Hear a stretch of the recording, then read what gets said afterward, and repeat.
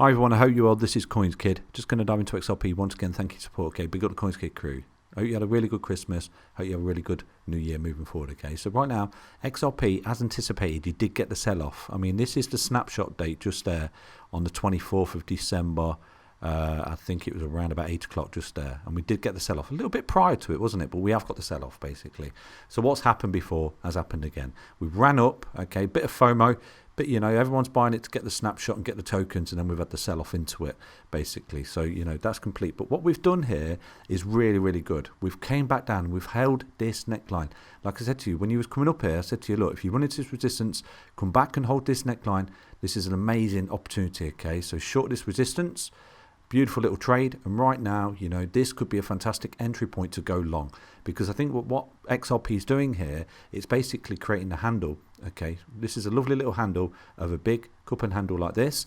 Equally, I think it's the inverse head and shoulders pattern. I was telling you about this pattern before it's even played out. You know, the technical breakout from this particular break is going to be absolutely explosive.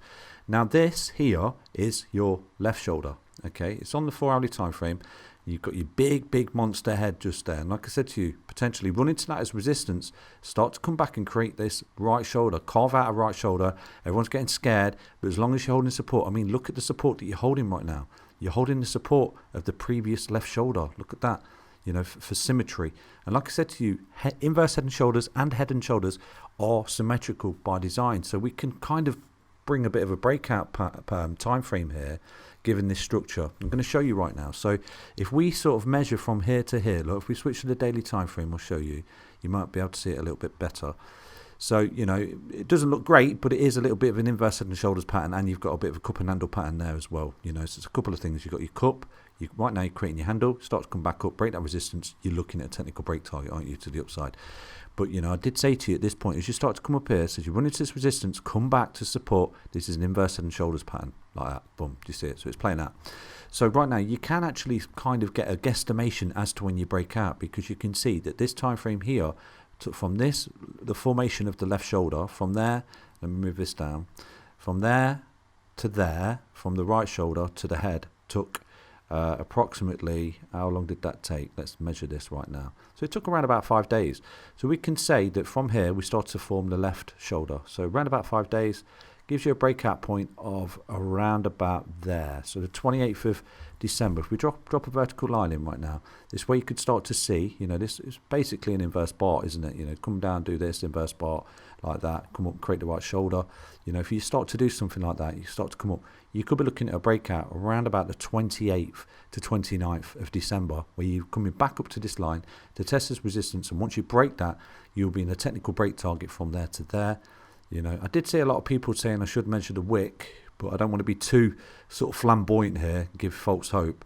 But I do think you're going to come up and retest this trend line, like I've said to you. Now, if we do go by the wick, it's the measurement of the cup, you know, and the handle, basically. If we go from there to there, you can see that if you break out that level of resistance and we do sort of meet the technical target of the wick, that takes you up to $1.30, which is a retracement to this high. But this technical break here would be a retest of this white trend line. Closing above it on the weekly would be absolutely amazing. So right now, you know, with a stop loss would be an amazing entry point for XRP to come up. You're looking at around about 24% long up. But if you get the continuation, you're looking at around about 42% long up.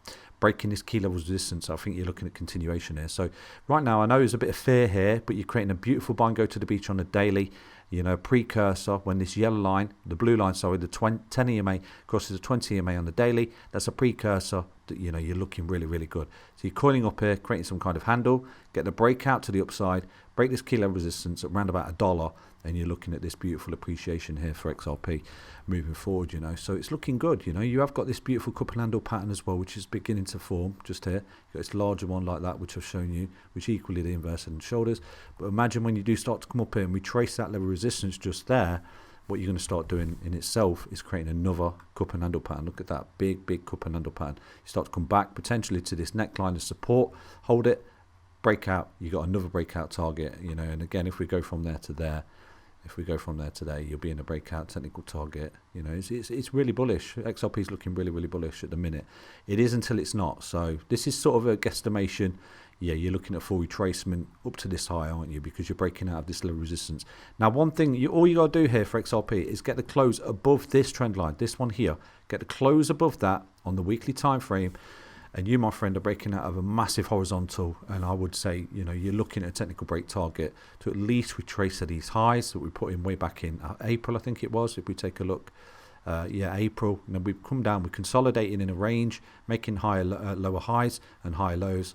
You know, find support and up she goes, basically. So that's a quick little update for you on XRP. Now, your level of resistance and level of support, you know, this is a primary level of support that you might get some cheeky bids in, around about 89 cents if you see it wick down. But once you start to see XRP come up and break $1 with substance, you're looking at beautiful upside here. Again, always set stop losses on your trades, okay? Don't be too greedy, and always take profit at the points as well. We broke out here, we met this target here, take profit, shorted down to here, met this target. Now you're opening a nice little long with stop losses, basically. Nothing to say is financial advice. Everything is for educational and entertainment purposes only. But you can trade all this on Bybit. The link is in each and every single video description that I upload onto YouTube, okay? Take care, everyone. Back soon with another update on XLP. Stay healthy, stay strong, stay tuned. Bye-bye.